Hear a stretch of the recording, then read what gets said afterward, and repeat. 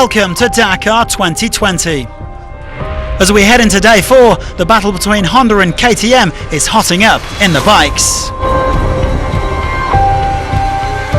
While in the cars, Stefan Petterhansel reminds everybody why he's known as Mr. Dakar.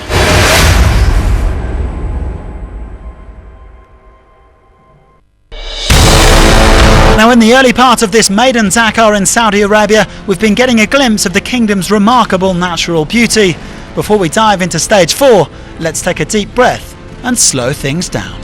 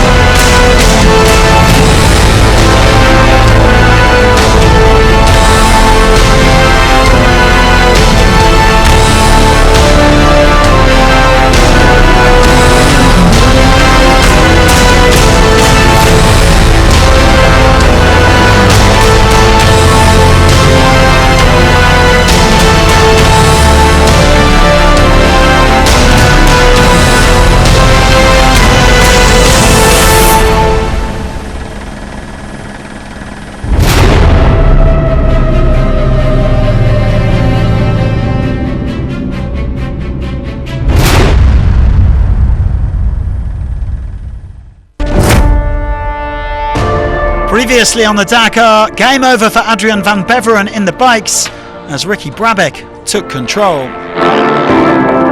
It's not the best to win stages, especially out here in a new country. So we're going to just stay focused and just keep plugging away. Brabec leads his teammate Benavides by nearly 5 minutes overall, while in the cars, Carlos Sainz is now on top. We got the stage win in the overall lead, but tomorrow we have to open, so it's going to be different. We'll probably lose a bit of time, but that's the Dakar. The last two winners, Sainz and Alatia, top the leaderboard in the cars. Nearly 50 competitors have already thrown in the towel, and there's a long old way to go to Qiddiya.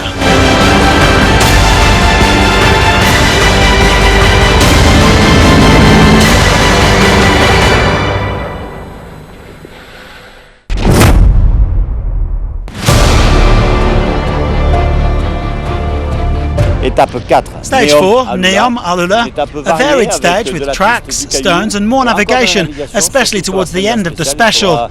They will have to avoid mistakes in order to get through and reach the finish line in Alula.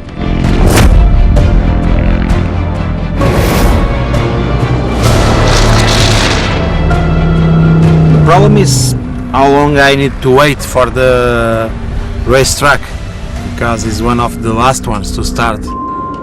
Well, on the Dakar, there's more to being an elite biker than racing and roadbooks. You also need to know how to deal with mechanical gremlins. A heroic engine replacement yesterday from Paulo Gonçalves.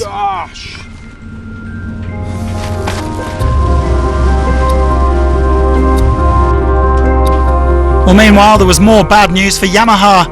After their leader Adrian van Beveren crashed out at the start of stage 3, fellow Frenchman Xavier de Sultre also got into a spot of bother. I had a silly little crash. I was going at about 10 kilometers an hour, but when I was getting back, I cut the veins on my wrist really badly. So I stopped and I thought, what would Mike Horn do? I grabbed some spare tape and bandaged it up. It was bleeding and I was worried that it might leak through, but the doctors have reassured me that everything is okay.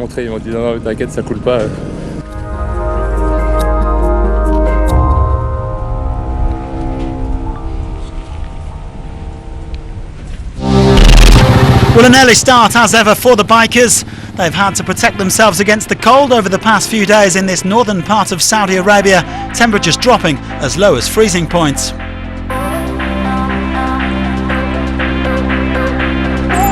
Ricky Brabec was the first man out after his win yesterday, and the overall leader had a very solid day indeed. He lost only 3 minutes to the day's winner. A fast start once again, and the familiar sight of Honda and KTM crossing swords.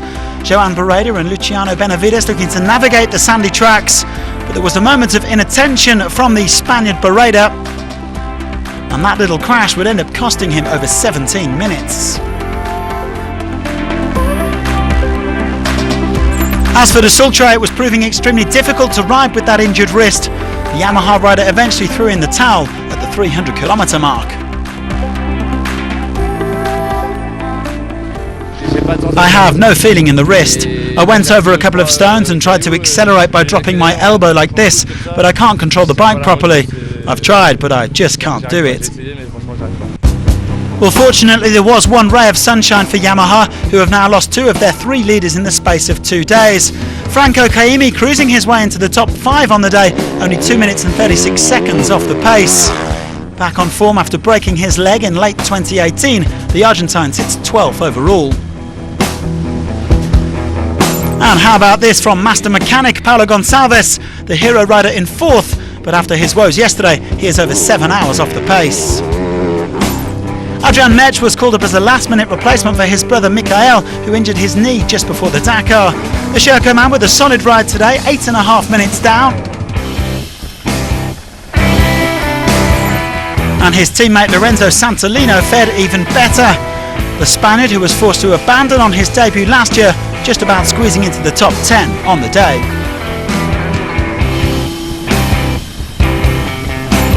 Another fine outing from Kevin Benavides. He finished in 2nd and remains 2nd overall. The Argentine's been remarkably consistent so far, finishing in the top 4 on all 4 stages. Closing the gap slightly on his teammate Brabec, who remains at top of the pile. Well, the CRF 450 rally's really running beautifully for Honda this year. Another excellent day for the Japanese giants. And a memorable outing for 26-year-old Nacho Cornejo, who took his first stage victory on the Dakar. We were riding for some places that you were saying like, no, this can't be the way, you know, because it was huge rock, but it was there. So yeah, for sure it will be a stage to remember. Some places that like stuff that I've never ride before, so amazing. Now, Sam Sunderland originally finished the special 11 seconds ahead of Cornejo, but the KTM star was slapped with a 5-minute penalty for speeding, dropping him down to 8th place on the day. He's just over 19 minutes off the pace overall.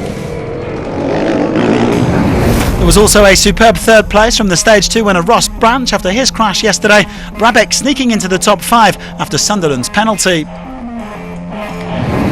The American still has 2.5 minutes in hand over Benavides, with the nearest KTM now Toby Price at 12 minutes and 9 seconds.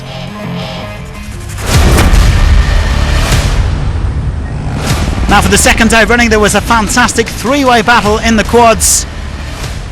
2-time winner Ignacio Casale took the stage win, improving his chances of a 3rd Dakar crown. He was 1 minute and 24 seconds ahead of Giovanni Enrico. Simon Witzer also getting involved, the Frenchman. He came in 3rd at 3 minutes and 22 seconds. Things really hotting up in the category.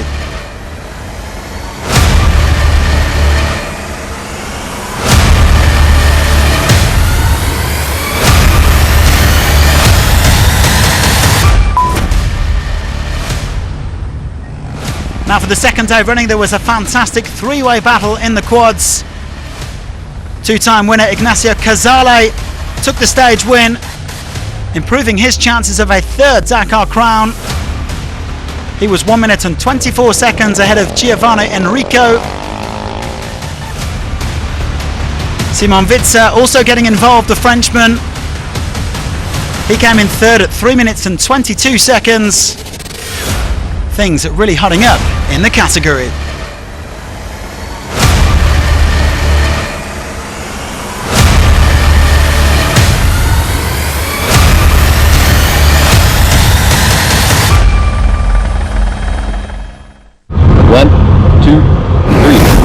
Good morning, Saudi Arabia!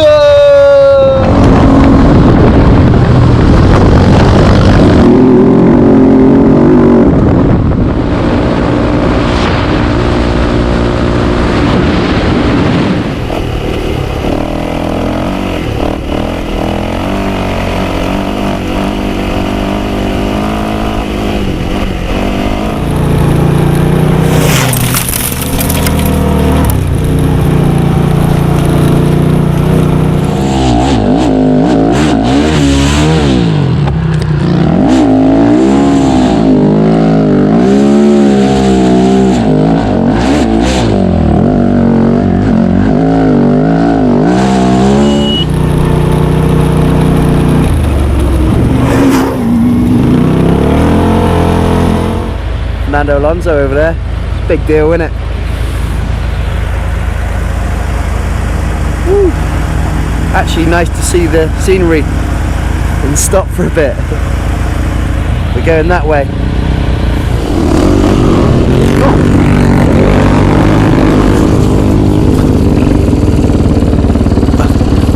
Hot there.